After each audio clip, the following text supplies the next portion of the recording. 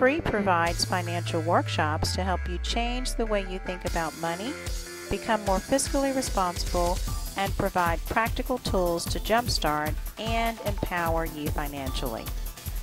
Hi, it's your girl B.Free with ways for you to save time and money. Today we're going to talk about your financial survival guide. That's right, I said it, a financial survival guide. And you know, I can give it to you straight and narrow. I know the corporate side of things. I've been in that setting. I've been a department head. I've sat on boards. Okay, got that.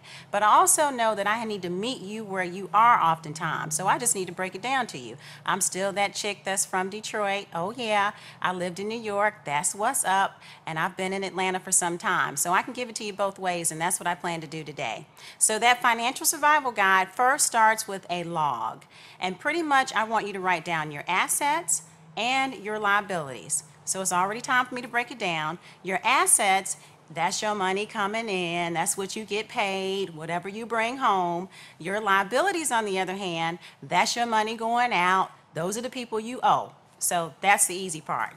Now, on your liabilities, I want you to write, for example, Macy's and the account number and the balance, and keep that list going.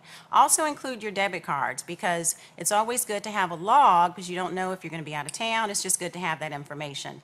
On the assets on that list, I want you to write, for example, 401k, and whoever's holding it, managing it, maybe Fidelity, and the account number and the amount. So if your liabilities is longer than your assets, well, then you need the other class, and that's called the get out of debt class. And you know, you may know it as the get your money right, keep your money tight class, whatever you need, but we'll get back to that. So I want you to take your list and put it in a safe place. That's step 2. So I've already given you a hint. A safe place. I want you to either put it in a safe deposit box, or I want you to have a home safe. And at one point in time, I gave all my loved ones safes. It was like, you get a safe, you get a safe, you get a safe, because I wanted people to have something where they could keep their documents in a safe place. So take that log and put it in a safe place. Step number 3 is I want you to have a checking account. Okay, you need some method of tracking your spending and keeping up with what you are spending your money on. So of course you have to have a checking account, and there's still some free accounts out there. Check with the credit union, check with your employer. There may be some options for you to have a free account. And if you have a business and you do not have a business checking and a personal checking, okay, you need that class, which is my entrepreneurship classes. At any rate, you need a checking account. Step number 4 is to have a savings account. It just goes naturally. You've got a checking account. I want you to automatically have money coming out of that checking account to your savings account, so you just don't even see it. It just automatically happens for you. And over time, you're going to build some money in that savings account to get to step 5. And step 5 is to have an emergency fund. So when you build enough money in that account, it's going to be enough where you can say, okay, don't touch it. And there's a definition for emergency. But let me tell you, on the corporate sector, or what the analysts say I'm supposed to tell you, you need to have 3 to 6 months of your expenses saved up in a savings account for emergencies. Okay, but the Keep It Real girlfriend is telling you, look, start with what you have, $500. $500, save enough money from your checking to your savings to have $500. And that's going to be your emergency fund. Now, what constitutes an emergency? This is not an emergency. Girl, he called me, we're going out, I gotta look good. No, that is not an emergency. A flat tire? No, it's not an emergency. An emergency is 3 tiers or 3 levels at least. So let me give you an example. 1, I sprained my ankle.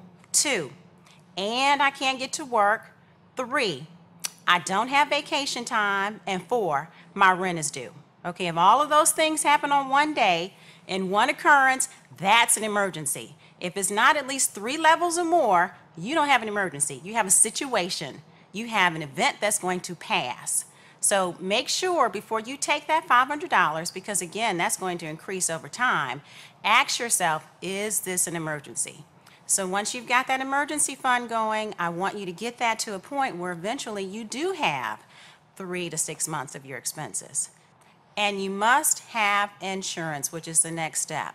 I want you to have medical insurance. I want you to have life insurance, car insurance, disability insurance, And basically insurance is what? It's the I'm still living, but I got to keep it moving. I don't want anything to happen that just throws me off course. That's what insurance is. So you need to have insurance. And if you think about the steps, if you didn't have a checking account and you don't have a savings account and you don't have an emergency fund and you don't have insurance, if you just break your big toe, you're off track. So I don't want that to be the case for you. Again, this is why it's your financial survival guide. And the last step is to have a will. And it's okay, people. You just need to get over the fact that death and taxes are inevitable. So I want you to have a will so your family and your loved ones will know exactly what your wishes are.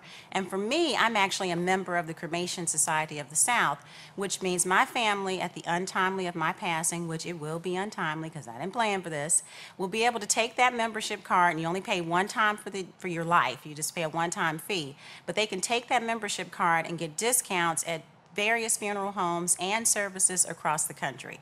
So even when I'm dead and gone, that's right, I'll be saving my family some money, okay? So I hope these tips will help you. Again, it's your financial survival guide. It's okay if you haven't started it to start today. And if you have done those things, then kudos to you and keep it moving. Add to it and make sure you get all those things accomplished.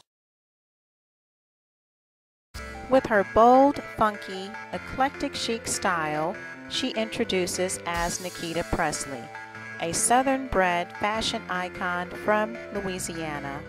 She brings an amazing flair and a strong passion for creating phenomenal styles to the fashion industry.